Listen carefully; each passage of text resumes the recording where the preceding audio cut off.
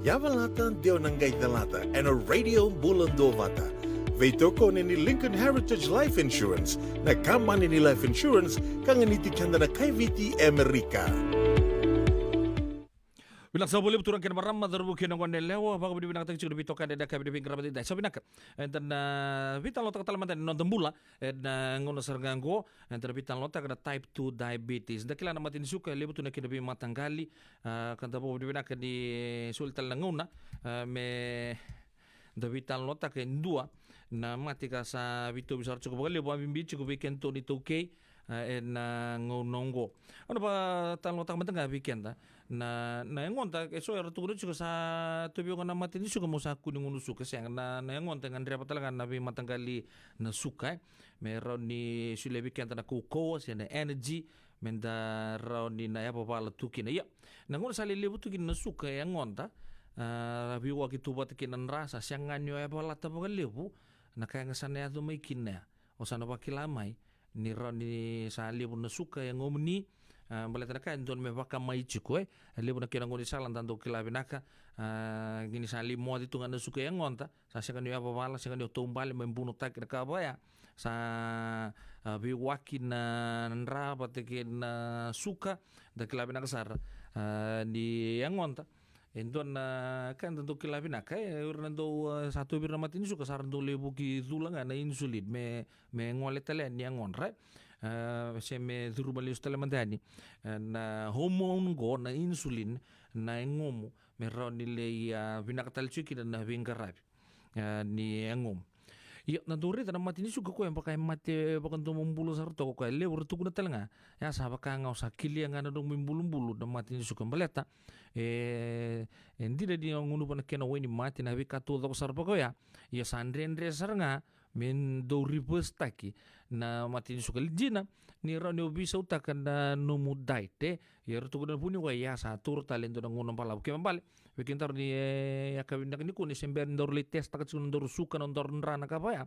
ni sember ni azo bocukan ni ndor na kerna yala koran ni lai sali red flag baka misalai tokasar ndor na kena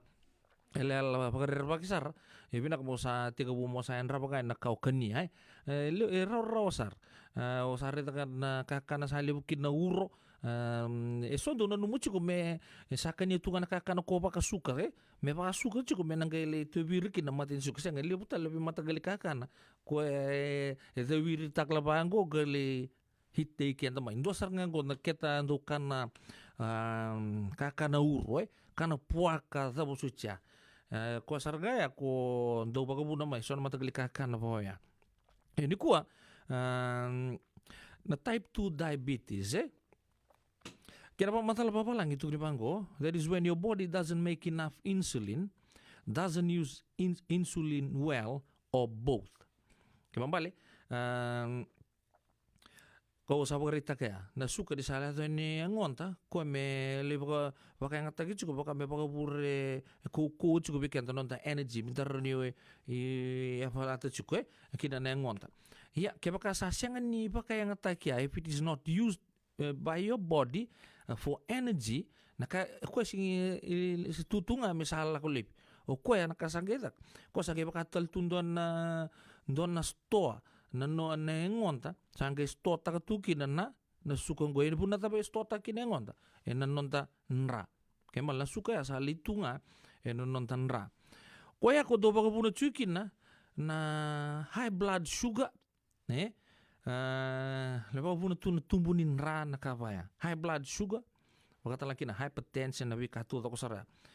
kaya kau untuk ciku ngan sona ngono sabak kilani sambuau main ngol sona kene bogereta ciku na type 2 diabetes saat tiga bume infiltrate ciku main na ngumuni onin na rani opakila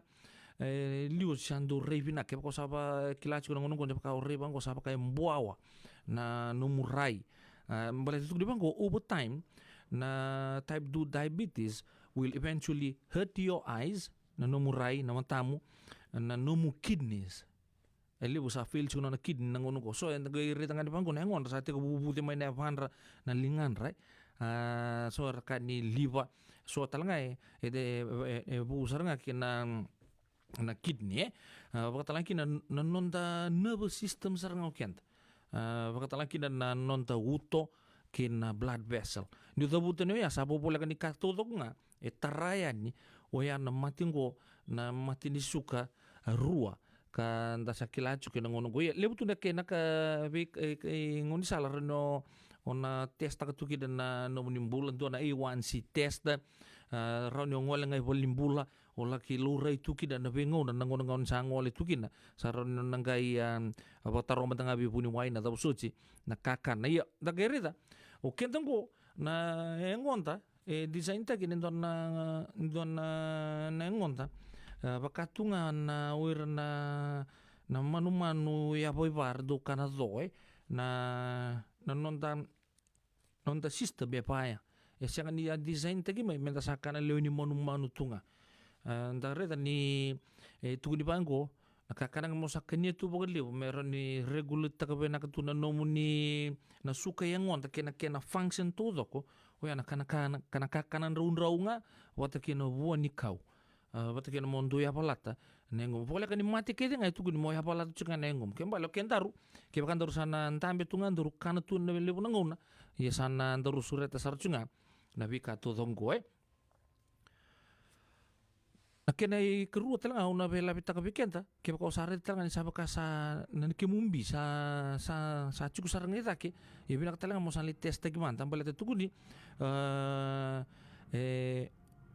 baka lebu takana risk ni type 2 diabetes oya if you are overweight one thing that can increase the risk of type 2 diabetes is being overweight.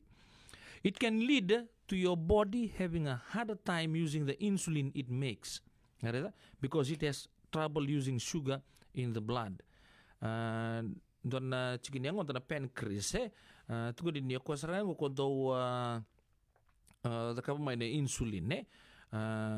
kesasyangan ni na kipakasata ka nga mo ko na insulin sa sing react ko ni kinanangomuni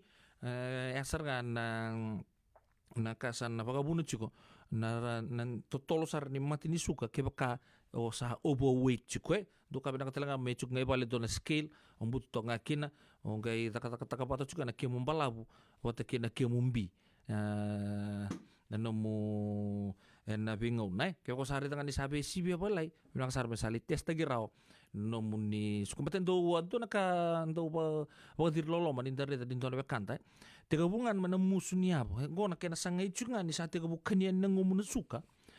na mati ngo na mati ni suka aran tegabungan do no menganggalo musu o chahi tabale bata o cha ore sa musu bi mama ni apana o cha sa musu to ko saranga klak sangi tos taki chuna kena musu mene apa mucha sa le musu ro tu sa min tampi tu no wheelchair bata kaya ko yang kenya ko malu tu nengom na mati ni suka to na mati wakatumbura raw toka ayo nda sabitan lo tagarraungo nabi ka ronyo takap ko sa kali bu chukun ngom sanga mo lose weight losing weight could improve how your body responds to the insulin it makes and help lower blood sugar according to the American Diabetes Association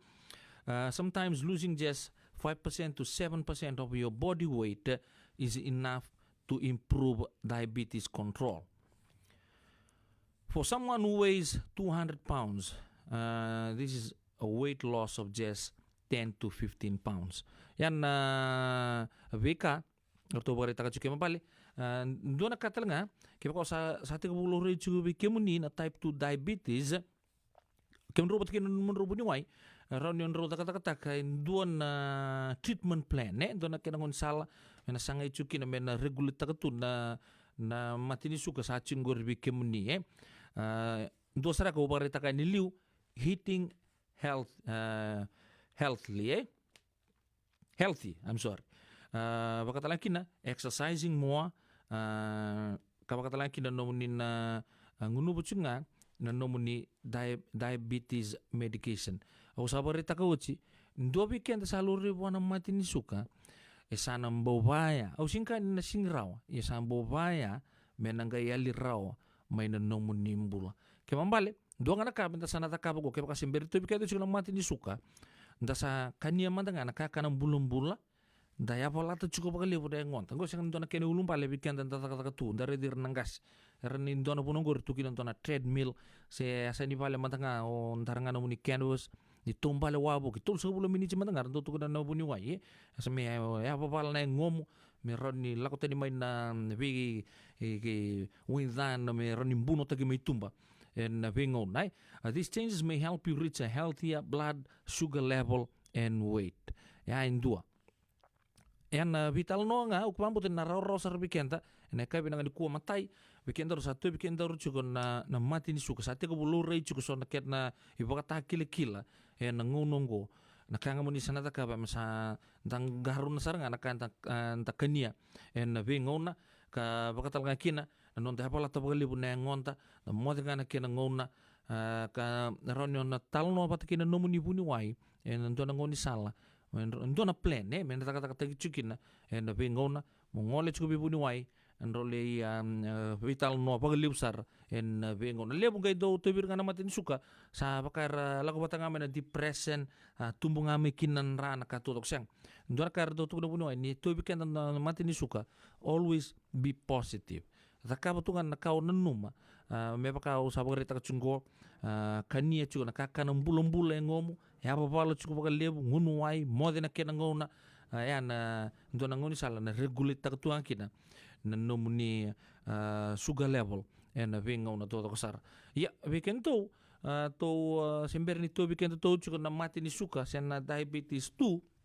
sa kena yang sarang amen sa turraw sar chuko na kena meses na ngono ko meka kunili ya do weekend to sakle o sa to mati ni suko yaw sanda tungge pe terreni tu sangge pe chuko bagan doi vale tu sangge pe bagalili takon tu kantava kuno nguni ang ko nakato to kasyang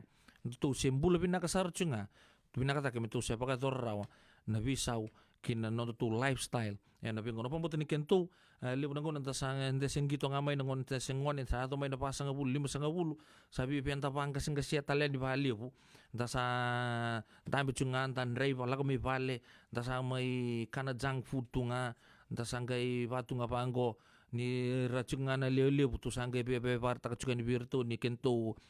kanya chuko so nakakana bulan-bulan ni rayali nga to iya talisan ngo na twisties na UFOs na cookies na vimatanggali fizzy drinks ya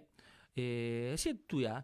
nakanga ube bagarita kacuko na non darum bulan 2 nga to bital no takacuko na matin suke pa kon lalako be na internet mo reda na be matanggali tamba en